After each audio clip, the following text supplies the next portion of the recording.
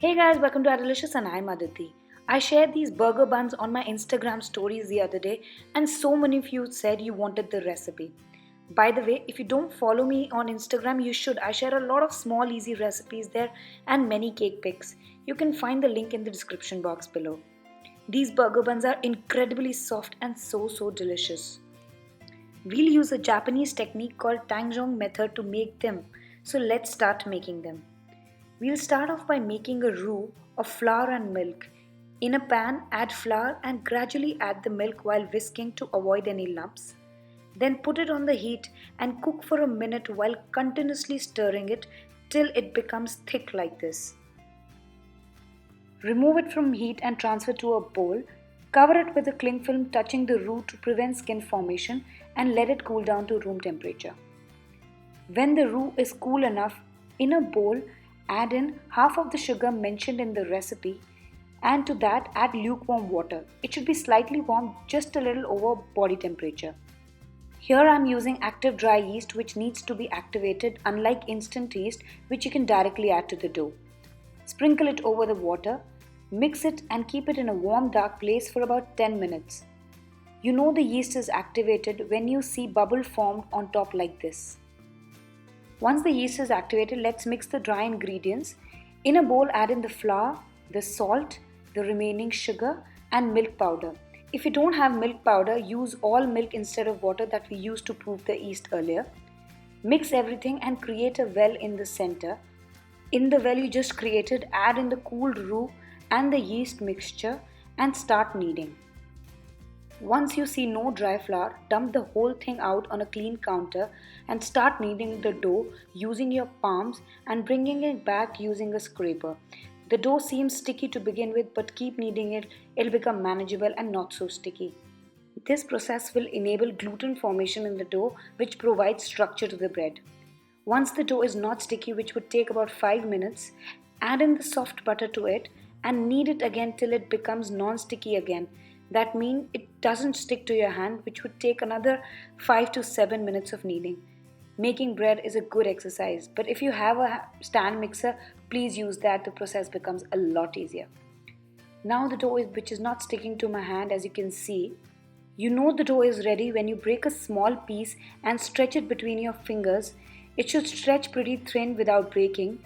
And if you raise it against a window, light should pass through. It's called the window pane test. Once you get there, oil a bowl and place the dough in the bowl. Cover the bowl with a damp cloth and keep it in a warm dark place for about 1 to 1.5 hours until the dough doubles in size.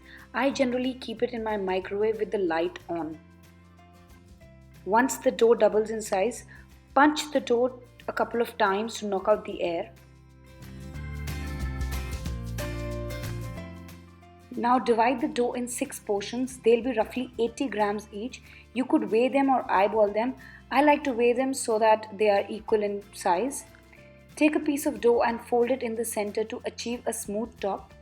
Then place the bottom side on the counter and do the circular motion I am doing in the video to seal the dough. Then pinch it between your palms like I'm doing here to seal the bottom so that they don't explode while baking. Do this for all the dough balls. Here is an up close of how you're supposed to roll the dough balls.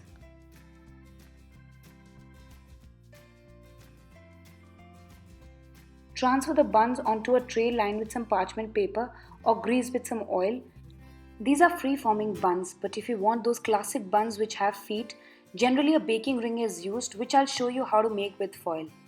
Take a piece of foil and fold it in about 1 inch wide strip and do that 4 to 5 times, and then using anything circular as a guide, form it into a ring and seal by folding over a little corner.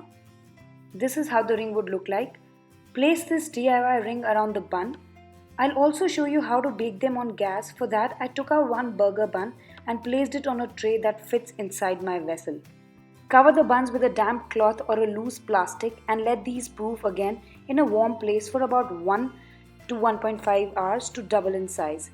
For baking on gas, put a vessel like kadhai or cooker on a pan with some salt at the bottom and place a rack or a ring in it too. Cover with the lid and heat it on medium-high heat for 15 minutes to preheat. Once the buns are double in size, brush them with some milk using a brush. The sugars in the milk give the buns a lovely color. Also, you could sprinkle on some sesame seeds. Bake them at 200 degrees Celsius for about 15 minutes, and for gas version do the same to the bun and place it in the preheated pan and cover it with the lid and bake it for 15 minutes on medium heat. The buns are done when they are lovely brown color and they sound hollow when knocked at the bottom. Once out of the oven or gas, brush them with some butter, which gives them a lovely shine, and cover it with a damp cloth. This helps in making the skin soft. These buns are so soft and tender and so delicious. The tangzhong method of making the roux and adding it to the dough does that. The inside of the buns is such a lovely texture too.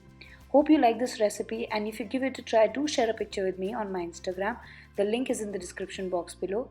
I'll see you again with the next video. Till then, like this video, share this video and subscribe to my channel. Until then, bye bye.